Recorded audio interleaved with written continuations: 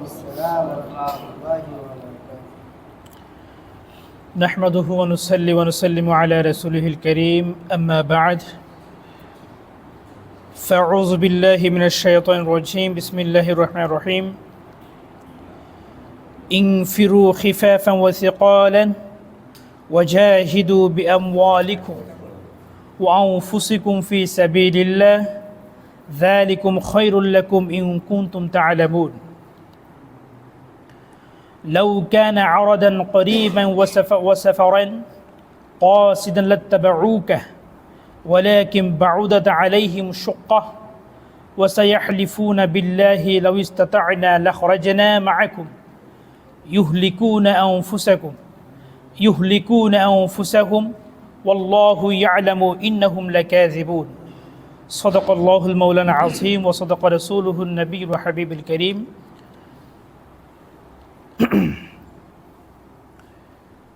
বাংলাদেশ জামাত ইসলাম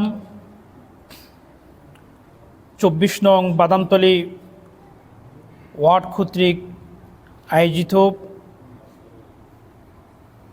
উপস্থিত আজকের এই কর্মী সম্মেলনের সম্মানিত সভাপতি, প্রধান অতিথি, উপস্থিত আমার সম্মানিত প্রিয় ভাইয়েরা, দর্শক কোরআনের শুরুতে সর্বপ্রথম সে মহান আল্লাহ রব্বুল আলমিনের দরবারে লাখো কোটি শুকরিয়া আদায় করছি যে আল্লাহ পাক রব্বুল আলামিন আমাদেরকে অত্যন্ত দয়া করে মেহেরবানি করে পবিত্র এশার নামাজ আদায় করার পর মসজিদে যে বসার তৌফিক দান করেছেন সেই মহান মুনিবের দরবারে শুকরিয়া জ্ঞাপন করি, সকল চাওয়াজে পড়ি আলহামদুলিল্লাহ।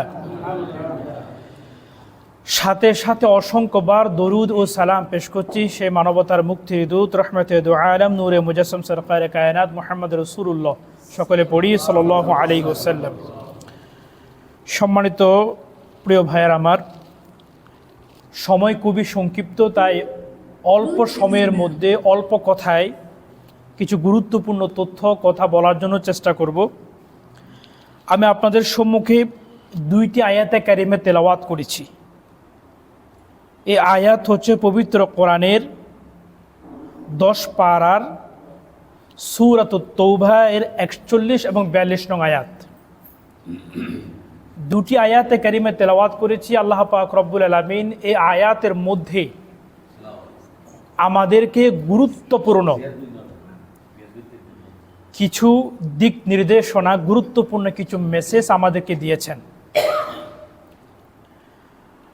আমি এই কথাগুলো পুরো ব্যাখ্যা সহকারে, যেহেতু সময় সংক্ষিপ্ত সেজন্য আমি সময় বাঁচানোর নিয়তে আমি কথাগুলোকে ওইভাবে সাজিয়ে বলার চেষ্টা করব। মহান আল্লাহ পাক রব্বুল আলামিন এই আয়াতগুলো নাজিল করেছেন তাবুক যুদ্ধের বিষয়ে। আমি কোন যুদ্ধের নাম বললাম? তাবুক যুদ্ধ। তাবুক যুদ্ধ সংগঠিত হয়েছিল 630 খ্রিস্টাব্দে।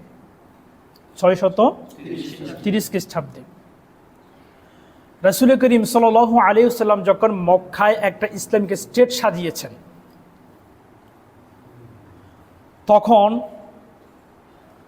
সিরিয়াতে, বিশেষ করে রোমের মধ্যে ব্যবসা করতে যাওয়া জাইতুনের কিছু ব্যবসায়ী ফেরত আসলেন ব্যবসা করে মদিনায়।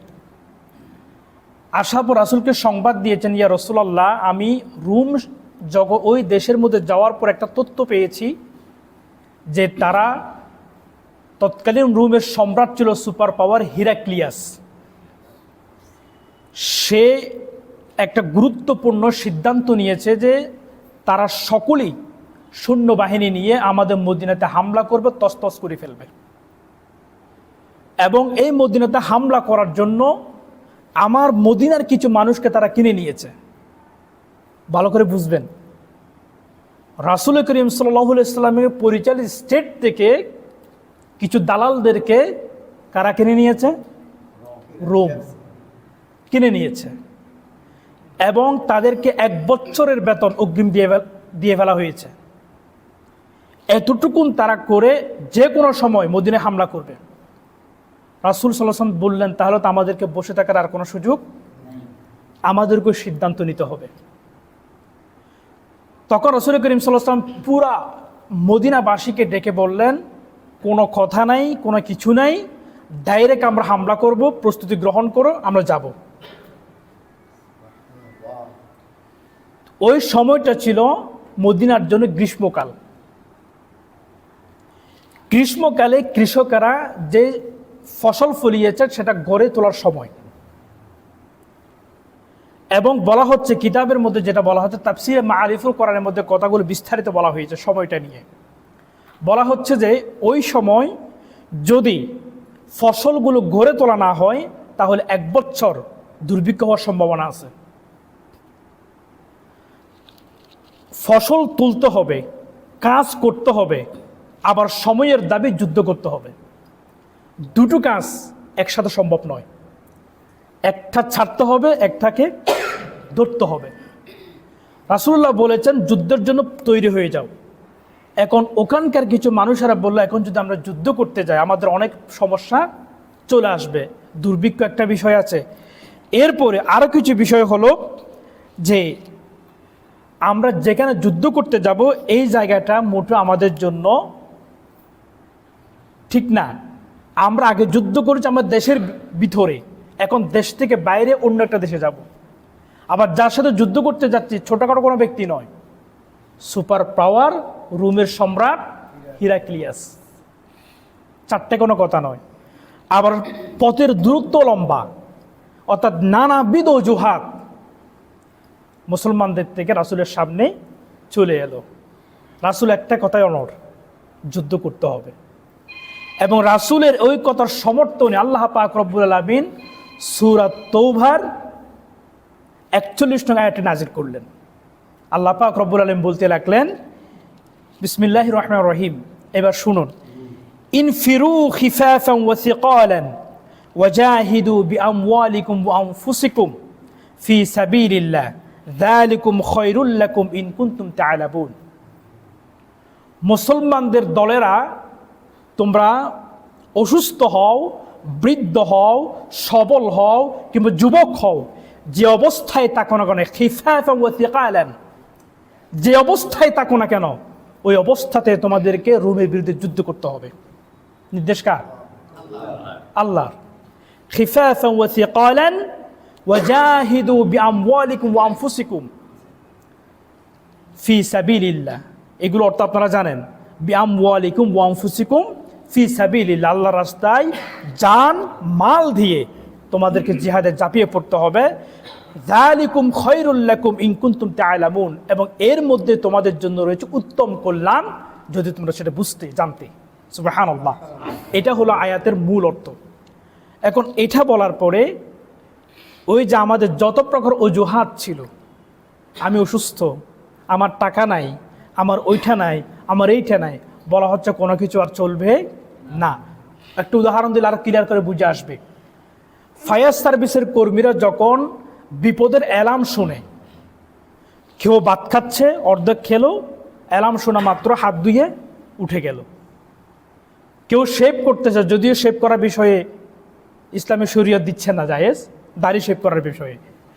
তারপরে উদাহরণস্বরূপ বললাম, কেউ শেভ করতেছে, মুখে ক্রিম মেখেছে, অ্যালার্ম শোনা মাত্র এটা বন্ধ করে ধুয়ে, ধোয়ার সময় না এরকম ফেলে দিয়ে দৌড় দিল। তার মানে কি, যে যে অবস্থায় আছে তাকে ওই অবস্থায় দৌড় দিতে হচ্ছে। খিফাফান ওয়া সিকালান অর্থ এই জায়গায় এটা, যে অবস্থায় তুমি আছো ওই অবস্থা তোমাকে যেতে হবে। কার নির্দেশ? আল্লাহর নির্দেশ। এই নির্দেশ পাওয়ার পরেও সকলে গেলেও কিছু সংখ্যক মানুষেরা যায় নাই। তবে খিফাফান ওয়া সিকালান অর্থ সম্পর্কে আরেকটু বলি, আমলটা কিভাবে সাহাবেরা করেছেন, আমরা কি ধারণ করছি। আমি সব কথা বলবো না, তলে তলে কিছু কথা থাকবে, এটা আপনারা ধরে ফেলবেন নিজে নিজে। রাসূল করিম সাল্লাল্লাহু আলাইহি ওয়াসাল্লাম একজন সাহাবী, নাম হচ্ছে আবু তালহা। উনি সিরিয়ার একটা যুদ্ধ, তখন রাসূল জীবিত ছিলেন না, সিরিয়ার একটা যুদ্ধের সময় যখন শুনতে পেল যে জিহাদের ডাক এসেছে, উনি তখন বয়োবৃদ্ধ, বুড়া, মানে জীবনের সময় একদম শেষ এ পর্যায়ে। ওই অবস্থায় যখন জিহাদের ডাক আসলো তখন আর তিনি বললেন, সন্তানদেরকে ডাকলেন, ছেলেরা এদিকে আসো, যুদ্ধের ডাক আসছে, তোমরা সরঞ্জাম কিনো, আমি জিহাদে যাব। ছেলেরা বললেন যে বা আব্বা আপনি তো দুর্বল, বুড়া হয়ে গেছেন। আর খিফাফ এবং সিকালান যেটা আয়াত নাজিল হয়েছে এটার ব্যাপারে আবার শীতলতা আসছে, যারা রুগ্ন থাকবে, বুড়া থাকবে, অর্থাৎ যুবক ছাড়া, শক্তি ছাড়া বাকিরা যেন জেহাদে না যায়। কিন্তু তিনি বললেন না, খিফাফ এবং সিকালান অর্থ আমি জানি, কারণ ওই আয়াতটা নাজিল হওয়ার সময় আমি রাসূলের সাথে ছিলাম। সুবহানাল্লাহ। অতএব যতই কিছু বলো না কেন, খিফাফ এবং সিকালান অর্থ জানি বিধায় আমি ঘরে বসে থাকতে পারবো না, আমাকে যেতে হবে। সন্তানরা বলল, বাবা আপনার পক্ষ থেকে আমরা যাই। কথা বুঝতেছেন? আমরার পক্ষ থেকে আমাদের পরিবারে যেটা হয়, আপনার পক্ষ থেকে আমরা যাই। উনি বললেন আমি যাব, আমি এটা মানব না, তোমরা যাবে তোমাদের ব্যাপার, আমি আমার মতো যাবই। সর্বশেষ ওনাকে ছেলেরা বোঝাচ্ছে আপনি রাসূলের জীবদ্দশায় প্রত্যেকটা যুদ্ধে ছিলেন, হযরত আবু বকর, ওমর এদের শাসনামলে আপনি যুদ্ধে ছিলেন, এখন না গেলে কি হয়? বলছে না মানব না, আমি যাবই। পরিশেষে উনি নৌকা নিয়ে নদীপথে যাত্রা শুরু করলেন। যেতে যেতে মাঝপথে ওনার ইন্তেকাল হয়ে গেল। ইন্না লিল্লাহি। ইন্তেকাল হয়েছে মূলত বার্ধক্যের কারণে। ইন্তেকাল হওয়ার হলে তো তাকে দাফন করতে হবে। ওই লাশটাকে দাফন করার জন্য 9 দিন পর্যন্ত বোটটা চালিয়েছেন একটু মাটি খুঁজে সাহাব, ওই তার সন্তানরা মাটি 9 দিন পর্যন্ত পান না। 9 দিন পরে একটা জায়গা পেয়েছেন, ওকে দাফন করেছেন। কিন্তু মজার বিষয় হলো, আশ্চর্যের বিষয় হলো, 9 দিন পর্যন্ত লাশটা কিছুই হয় নাই। সুবহানাল্লাহ। একটা আমলটা দেখাচ্ছি। দ্বিতীয় নাম্বার, রাসূল আরেকজন সাহাবী ছিলেন মিকদাদ রাদিয়াল্লাহু তাআলা। উনিও বুড়া হয়ে গেছেন। জিহাদের ডাক শোনার পরে উনি তলোয়ার নিয়ে যুদ্ধে চলে গেলেন। বুড়া, এমন বুড়া চামড়াগুলো ফোতা হতে হতে চোখের এই অংশটা নিচের দিকে পড়ে গেল। তাহলে কেমন বুড়া চিন্তা করেন? এরকম বুড়া কিন্তু বর্তমান আমাদের সমাজে এখন নাই। তো উনি ঘোড়ার উপর থেকে তলোয়ার নিয়ে ঘুরতেছেন। তার একজন যুবক এসে বলল, দাদু আপনি কেন যুদ্ধে আসছেন? আপনার ব্যাপারে তো আয়াত নাজিল হয়ে আপনাকে তো ঘরে থাকার পারমিশন দেওয়া হয়েছে, আপনি কেন?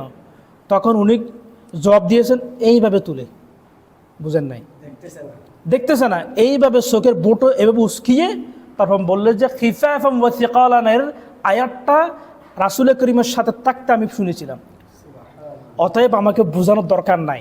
আমি জানি আমি বুড়া হয়েছি, কিন্তু আমার ভিতরে, বুঝেন না, আমি বুড়া হয়েছি, আমার ভিতরটা কিন্তু বুড়া হয় নাই। আমি আমাদের আমিরে জামাত যেটা বলেছিল কয়েকদিন আগে, আমার মামুনুল হক যেভাবে বলেছেন, উনি যুবক, আমি ভিতর থেকে যুবক। সুবহানাল্লাহ, বুঝতেছেন? এরপর আসেন, এভাবে রাসূল করিম সাল্লাল্লাহু আলাইহি ওয়াসাল্লামের উপরে নাজিল হওয়া আয়াতকে অনুসরণ করতে গিয়ে সমস্ত সাহাবীদেরকে রাসূল করিম সাল্লাল্লাহু আলাইহি ওয়াসাল্লাম যুদ্ধে ঝাঁপিয়ে পড়লেন, চলে গেলেন জিহাদের ময়দানে। চলে যাওয়ার পর 30,000 সৈন্য, কয় হাজার?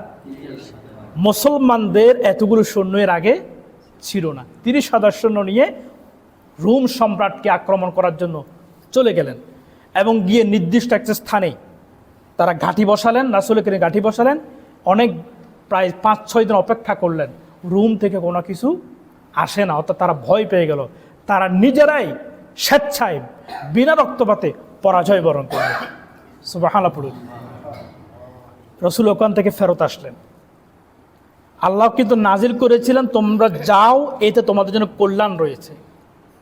যুদ্ধে সকলেই আল্লাহর কথা বিশ্বাস করে, নবীজের কথা বিশ্বাস করে সকলেই ঝাঁপিয়ে পড়লেন, কিন্তু কোনো রক্তপাত, কল্যাণ দেখেছেন। এবার গেলে সমস্যা কি হতো? কিছুই হতো না। এবার যুদ্ধ থেকে ফেরত আসার পরে যারা অংশগ্রহণ করে নাই, এদের অবস্থা কি হয়েছে এখন বুঝতেছেন তো? এবার তারা আস্তে আস্তে নবীজের কাছে আসতে শুরু করলো, ইয়া রাসূলুল্লাহ আমার কাছে এই সমস্যা ছিল, আমার ওই সমস্যা ছিল, নানাবিধ কথা বলতে লাগলেন। বলার পর রাসূল করিম সাল্লাল্লাহু আলাইহি সাল্লাম তাদেরকে বলছেন, ঠিক আছে যাও, মাফ করে দিলাম। এই যে মাফ করার যখন শব্দ রাসূল মুখে বললেন, আল্লাহ পাক আয়াত নাযিল করলেন সাথে সাথে। নবী শুনেন, নবীজি আল্লাহ বলতে লাগলেন, লাউ কানা আরাদান করিবান ওয়া সাফারান কাসিদান লাত্তাবাউকা। ও নবী, আপনি কাদের ওজর শুনতেছেন? আপনি জানেন এদেরকে যদি আপনি তাৎক্ষণিকভাবে চিকিৎসার ব্যবস্থা করে দিতেন, অশুভ লাভ ব্যবস্থা যদি করে দিতেন, কিংবা ওই লম্বা পথটাকে সংকুচিত করে দিতেন, অথবা তাদেরকে যে মালটাল কিছু দেখাইতেন, ঠিকই তারা যুদ্ধে যেত। আপনার কাছে যে ওজুর দিচ্ছে এই ওজুর মূলত ঠিক নয়। এরপরে ওয়ালাকিন বাউদাত আলাইহিম শুক্কা ওয়া সায়াহলিফুনা বিল্লাহ, তারা আপনার কাছে আল্লাহর নামে শপথ করে বলতেছে যে আমাদের সামর্থ্য থাকলে পরে আমরা অবশ্যই আপনার সাথে যুদ্ধে সামিল হতাম। আর তার সামর্থ্য আছে কিনা আল্লাহ জানেন না? আল্লাহ বলতেছেন যে তারা আপনার কাছে শপথ করে বলবে যে আমাদের সামর্থ্য থাকলে আমরা অবশ্যই যুদ্ধে সামিল হতাম। তবে আমি আল্লাহ বলতেছে রাখলেন লাউ ইসতাতা'না লাখরাজনা মাআকুম ইউহলিকুনা আনফুসাকুম, ওই ব্যক্তিরা নিজেরা নিজেদের ধ্বংস টেনে নিয়েছে। ওয়াল্লাহু ইয়ালাম, আল্লাহ পাক রব্বুল আলামিন অবশ্যই জানেন, ইন্নাহুম লাকাযিবুন, তারা মিথ্যুক। নাউযুবিল্লাহ। বুঝেন নাই? যারা আপনার কাছে এসে বিভিন্ন কথা বলতেছে আল্লাহ অবশ্যই সেটা জানেন তারা কি, তার মানে কি বুঝাইছেন আল্লাহ নবীকে? ও নবী, তারা মিথ্যা বলতেছে। এবার যে আল্লাহ পাক আয়াত নাজিল করে কথা বলেন, নবীর মেজাজ কি ঠিক থাকবে? এরপর আল্লাহ পাক কি বলছেন? আফাল্লাহু আনকা লিমা আযিনতা লাহুম হাত্তা ইয়াতাবায়্যানা লাকাল্লাযিনা সাদাকু ওয়া তা'লামাল কাযিবিন। ও নবী, আমি আপনাকে ক্ষমা করে দিয়েছি, তবে আপনাকে একটা কাজ করতে হবে, আপনি এদেরকে ছেড়ে দেবেন না যতক্ষণ পর্যন্ত যে সত্য যে মিথ্যা, যে সত্য এবং যে মিথ্যা এটা পরিষ্কার যতক্ষণ হবে না অতক্ষণ আপনি তাদেরকে মাফ করতে পারেন না। আল্লাহ পাক নবীজিকে সান্ত্বনা দিয়েছেন, আবার একটু করে গরম করে কথাও বলেছেন।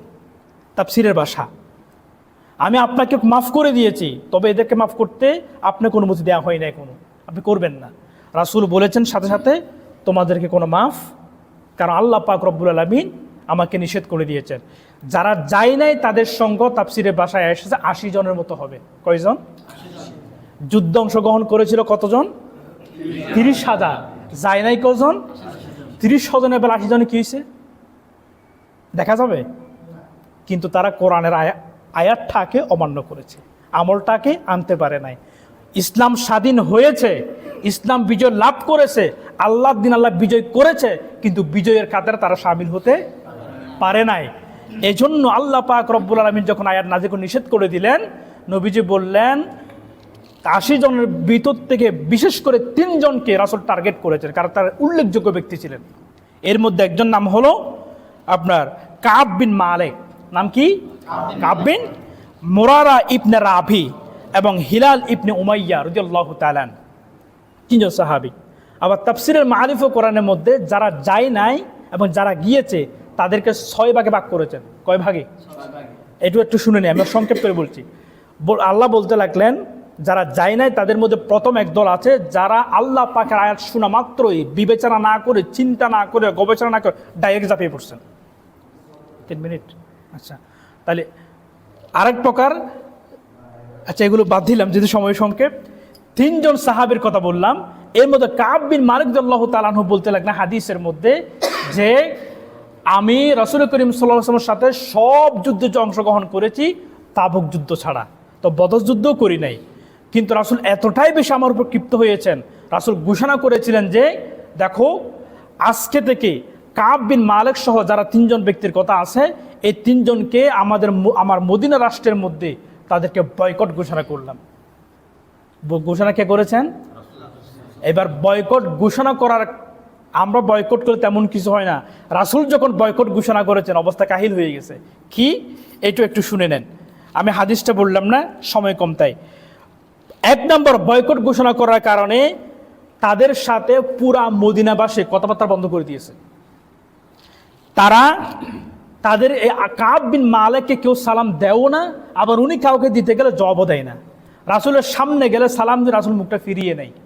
মজলিসে বললে সবাই সবার সাথে কথা বলে, কাব বিন মালিককে পাত্তাই দেয় না, বয়কট। এরপরে উনি যখন সমাজের কোনো কিছু কিনতে যায় কিনে না, বেচতে যায় কেউ কিনে না, ওনার কাছে বাজার দেও না নেও না, সম্পূর্ণ আলাদা। এমনকি সবচেয়ে বড় কষ্টের বিষয়, আত্মীয় স্বজনের কথা বলে না, ঘরের যে স্ত্রী সেও কথা বলে না, ফলাও কথা বলে না। এক পর্যায়ে 40 দিন যাওয়ার পরে নবীজি ঘোষণা করলেন আমার কাব বিন মালিক ও 3 জন সাহাবীর স্ত্রীদেরকে আলাদা করে দাও। বুঝতেছেন বয়কট কাকে বলে? স্ত্রীও হতে পারে, কিন্তু কথা শুনে কার? আল্লাহর এবং নবীর কথা শুনে স্ত্রীও আলাদা হয়ে গেছে। এইভাবে 50 দিন অতিবাহিত হওয়ার পরে ও 50 দিন কাব বিন মালিক ভালো ছিলেন না। এত বেশি মানুষের টর্চারের শিকার হয়েছেন, এত বেশি লজ্জিত হয়েছেন, কাঁদতে কাঁদতে হয়রান হয়ে গেছে। এরপর আল্লাহ পাক রব্বুল আলামিন আয়াত নাজিল করলেন, একটা 118 নম্বর আয়াত নাজিল করলে সময় সঙ্গে তাই বলছে, আল্লাহ পাক বলছে নবী ওই 3 জনের কথা বলতেছে আপনাকে। ওই 3 জন, তাদের জন্য জমিনকে বড় করে দেওয়া হলো, তাদের জন্য সংকুচিত হয়ে গেছে। তাদের জন্য আমি সব কিছু রাখলেও তারা কিচ্ছু পাচ্ছে না। তারা নিজেদের উপর নিজের কাছে অবাঞ্ছিত হয়ে গেল এবং তারা বুঝতে পেরেছে আল্লাহ ছাড়া কোনো পথ নাই। অতএব তোবা করেছে, আমি তোবা কবুল করেছি, আপনিও কবুল করে নেন। সুবহানাল্লাহ। এখান থেকে আমাদের শিক্ষাটা কি? আসলে আমাদের শিক্ষাটা বলে আমি আলোচনায় একদম শেষ করে দিচ্ছি। এখানে আমাদের মূল শিক্ষা হচ্ছে আল্লাহ পাক রব্বুল আলামিন তখন তাবুক যুদ্ধের ব্যাপারে যে ঘোষণা দিয়েছেন, বর্তমান আমাদের একটা ঘোষণা হয়তো আমরা শুনতে পাচ্ছি না, কিন্তু একটা ঘোষণা চলে আসছে, আমাদের সামনে একটা যুদ্ধ চলে আসছে। ওই যুদ্ধের ব্যাপারে নবীজি আল্লাহ পাক যেভাবে খিফাফ ওয়া সিকালান বলেছেন, আল্লাহ পাক এই যুদ্ধের ক্ষেত্রে সেম কথাই বলতেছেন। কথা বুঝতেছেন? যুদ্ধটার নাম কি? তখন তলোয়ার যুদ্ধ করতে হয়েছে, এখন আমাদের যুদ্ধ তলোয়ার নিয়ে নয়, কি নিয়ে? ব্যালট নিয়ে। কি নিয়ে? এবার আমাদের খিফাফ ওয়া সিকালান, অর্থাৎ যে মুসলমান হয়েছে তাকে যুদ্ধ করতে হবে। এবার আমাকেও সেম, আমার কাছে শক্তি আছে, সামর্থ্য আছে, যুদ্ধে নেমে যেতে হবে। কোনো প্রকার অজুহাত আল্লাহ পাক এখানে অ্যাকসেপ্ট করতেছেন না। আল্লাহ পাক বুঝাচ্ছেন, ওই খিফাফ ওয়া সিকালান দ্বারা বুঝাচ্ছেন আল্লাহ পাক আপনার ভিতরে কি সামর্থ্য দিয়েছেন, কি শক্তি দিয়েছেন তিনি জানেন না? কথা বলে জানেন না? আপনার পার্টিসিপেট কতটুকু হওয়ার কথা ছিল, কতটুকু করেছেন এটা জানেন না? অতএব খিফাফ ওয়া সিকালান, আপনাকেও ওই মতো করে আপনাকে এই নির্বাচনে, এই যুদ্ধের মধ্যে পার্টিসিপেট করতে হবে। নিজের ভিতর থেকে কতটুকু শক্তি আল্লাহ পাক দিয়েছেন আপনি নিজে জানেন এবং আপনার আল্লাহ জানেন। আপনি যদি আমাকে অজুহাত দেখাতে পারবেন, আমার আমিরকে দেখাতে পারবেন, কিন্তু বাস্তবে আল্লাহকে কি দেখানো যাবে? এটা চিন্তা করে আপনাকে কাজ করতে হবে। অর্থাৎ কোনো প্রকার অজুহাত এই যুদ্ধের ক্ষেত্রে সম্পূর্ণ নিষ্ক্রিয় করা যাবে না। প্রিয় বন্ধুগণ আমার, এক কথা আমাদেরকে বুঝতে হবে, আগামী যে যুদ্ধ, এই যুদ্ধের একটাই সিদ্ধান্ত, ইসলামিজম বিএস বনাম সেকুলারিজম অথবা ন্যাশনালিজম। এই কনসেপ্টকে সামনে রেখে দিন ইসলাম হয়তো আগামী নির্বাচনের পর হয় থাকবে, না হয় যাবে। দেশে হয় ইসলাম পালন হবে, না হয় হবে না। এটা আমার চাইতে আপনারা ভালো বুঝেন। এই সিদ্ধান্ত আমরা নেব। এই শিক্ষা গ্রহণ করে আল্লাহ পাক আমাদের সামনের যুদ্ধকে সফল করার জন্য তৌফিক দান করুন। ওয়া আখিরু দাওয়ানা আলহামদুলিল্লাহি রাব্বিল আলামিন। আসসালামু আলাইকুম ওয়া রাহমাতুল্লাহ।